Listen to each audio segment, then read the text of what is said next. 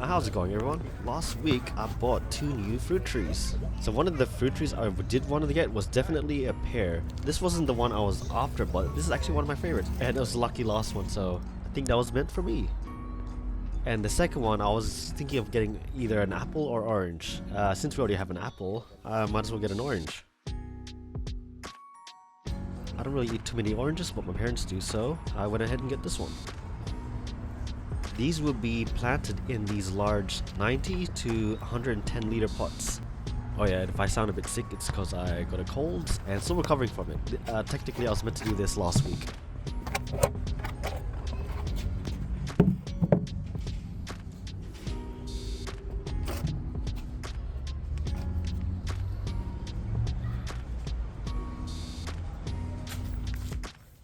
Alright, we are back at home.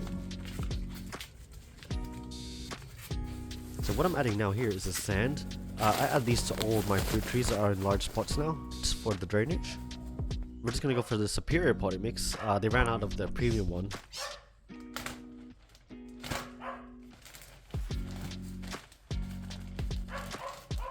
You wanna add a bit of the potting mix and the sand, and that will be your bottom layer of the pot.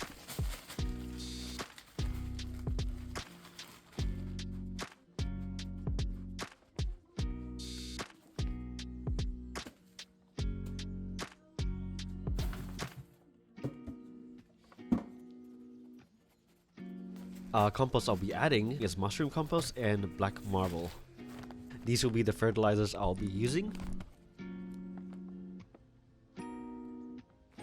This is the same fertilizers I add for pretty much everything.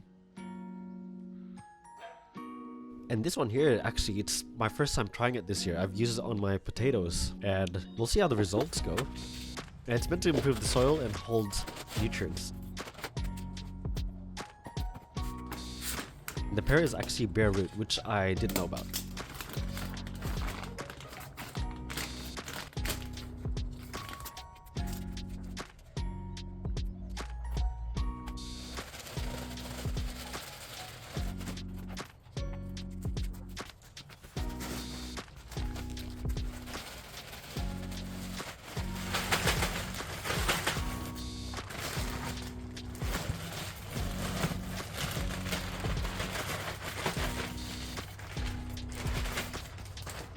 Yeah, sometimes you find pieces of plastic in the compost you bought. I think it's inevitable at this point. Even the soil I bought from a nursery that was really good had bits of plastic in it too. If you want a plastic-free compost, I suggest you just do your own homemade compost for that. We're just gonna top it up with some mulch. You want to make sure they keep the base clear. You don't want that to stay moist.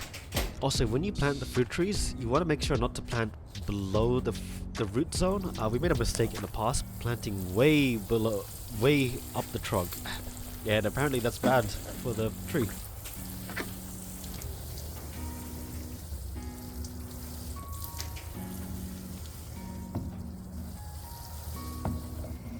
Here's the next day. The reason I have the plastic there because it rained. You don't need the soil to be extra soaked.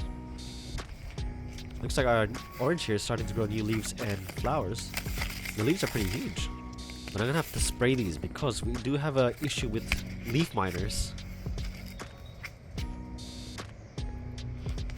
And while I'm at it, I'll show you some of the other fruit trees I'm growing at the moment. This mango here, I actually transferred it into a 90-liter pot. I think it used to be in a 30-liter pot, but yeah, even in the 30-liter, it actually gave me 1 fruit. So I'm excited to see how many it can bear in this big pot. These were compost grown stone fruits. I ended up with 2 nectarines and 1 peach. I think this is a nectarine. I think this pot is 60 liters. Don't really know. But I could be transferring it into a larger pot in the future. The banana tree is finally recovering. I gave it fertilizer and it's kicking back pretty good.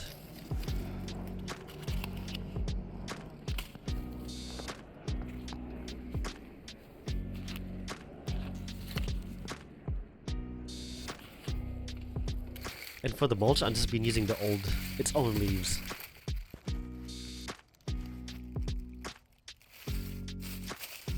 And also, we didn't want our banana tree growing too large, so we did put it in a pot.